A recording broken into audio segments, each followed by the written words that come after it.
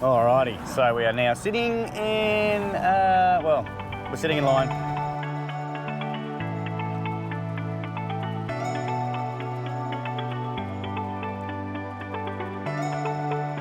Alright, check this little place out. This is just off the side of a road. Bloody stunning.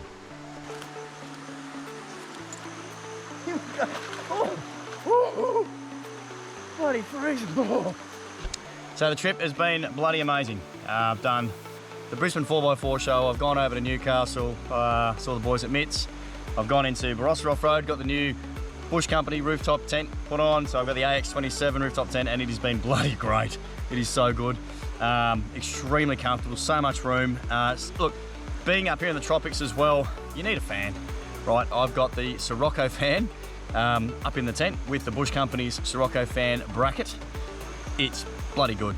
The power is supplied up to the tent from the Red Arc Red Vision system in the canopy, and it's never missed a beat. It's been absolutely fantastic. So having that in the rooftop tent has certainly made life a lot easier, a lot more comfortable up here in far north Queensland, especially for the balmy nights where the humidity, well, it's been up a little bit. I'm not going to say it's been through the roof, but compared to what I was used to before coming up into Cairns and this area, yeah, it was certainly up there a bit.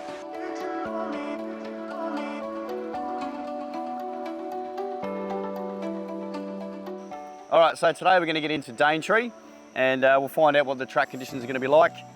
But we're going to have a look at the map, the paper map first, then I'll use the old HEMA navigator here and we'll put in some waypoints.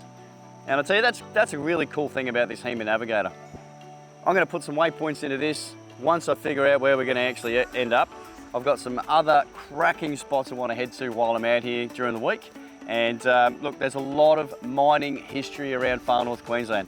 That's all I'm going to say. Now, you've seen I've been out to Mount Mulligan in a previous episode. That had some fantastic history, some sad history.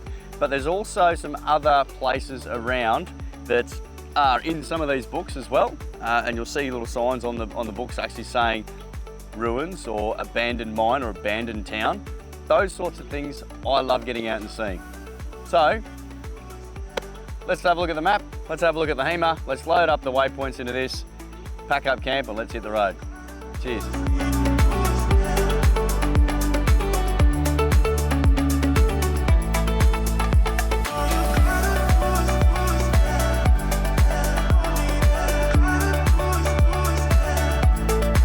I spoke to the guys at the shops there who have said to me that, yep, look, it's fine if you got your dog there, but just don't let him out of the car in the national park. Perfect, no worries. Range is pretty good, he'll be chilled out back there. Did we get any crocodiles in there? Nah, didn't see any then. So yeah, so we're going to stick by those rules that, you know, we've been told it's okay to go through, but do not let the dog out of the car during the, while we're in the national park. Alright guys, so I'm just about to start off on the Bloomfield Track. Big red sign behind me says, warning, gravel road, 10 headlights on, four-wheel drive, yada yada yada, all that stuff. So I've just locked in the hubs and I've just let out about 10 PSI per tyre, just to sort of make it a bit easier on the car as we're going through. Now I don't know what the road conditions are like. Seems to be sort of a bit of hard clay. Look, it's probably going to be slippery in spots, but I don't want to take any chances. So look, tyre pressures are everything, guys. Don't forget, you go somewhere you've never been before, especially for an off-road situation. Tyre pressures are everything. Let's hit the road because it's starting to rain. And let's get through the Bloomfield and head up to the Lion's Den.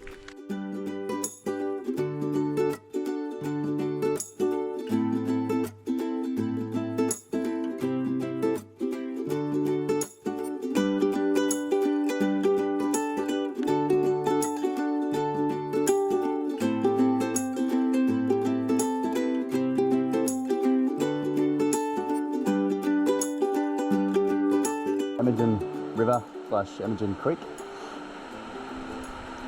Oh, perfect little oasis, nice little stopover.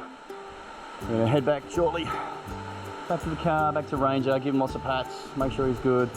It's not hot, it's actually quite mild today, so it's not too bad. Give him a bowl of water as well. But I know that he's going to need to get out to go to the loo soon, so we're going to push through to the other side, or to the outside of the national park, where I can get him out so he can go to the loo.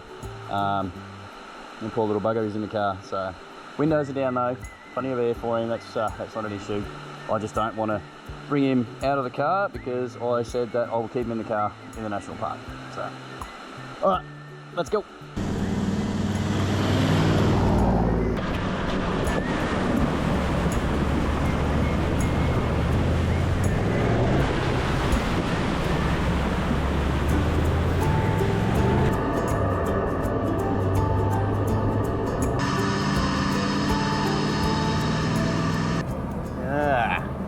Well, that was a really nice little drive.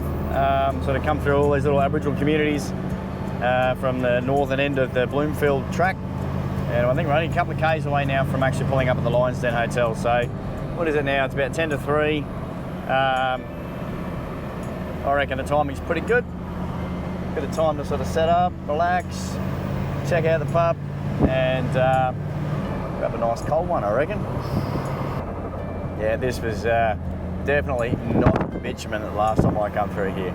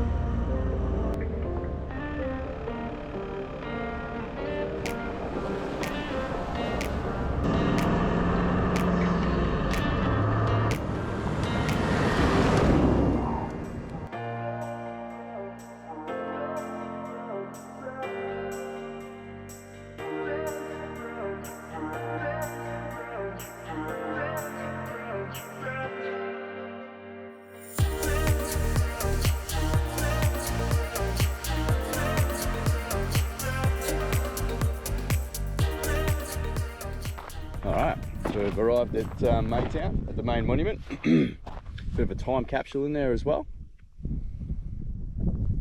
That'll be pretty cool. Erected by the Palmer River Historic Preservation Society in 1983. I was born in 1982. That's 40 years old. Geez, makes you feel young, doesn't it? So this here, these are all these building supports. This was actually the post office. So you get lots of little plaques and stuff around the area. Oh, excuse me. Oh, I'm choking here on the apple. That actually say what they were. So we'll go around and have a look at a few of these. Don't want to spend too much time here. I want to keep it respectful because this is an old town. It was actually quite a large town too. Pubs and, well, they call them hotels. Even had a surgeon. Far out, eh? But anyway, we'll have a bit of a look, check out all the old history bits and pieces. I wonder what that was used for. Alright, we'll have a bit of a look around and then we'll head off. So much more to do, but this is a really cool place to come. I love coming to places like this because of the history that it represents. So all of these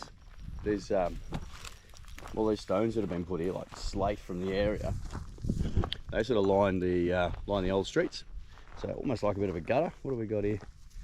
Oh yeah, Cameron's saddler shop, and you can see it or not.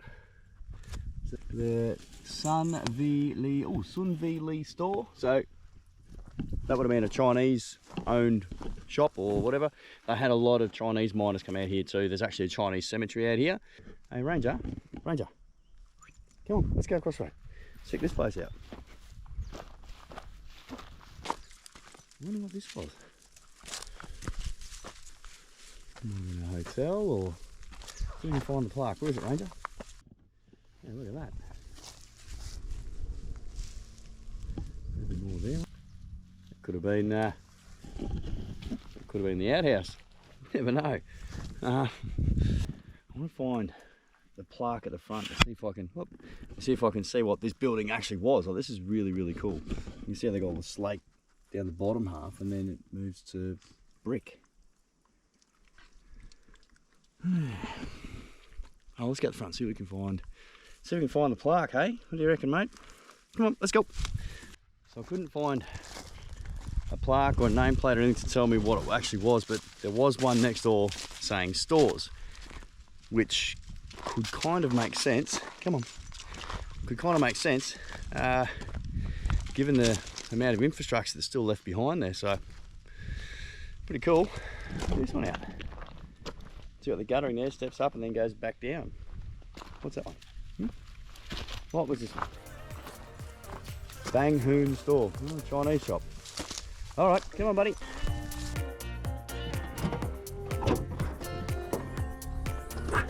Whew. Get this guy a drink. Good boy. All around myself. Oh yeah, it's May now in Maytown. Could you imagine how hot it would have been back in the day? Here, like it's middle of summer.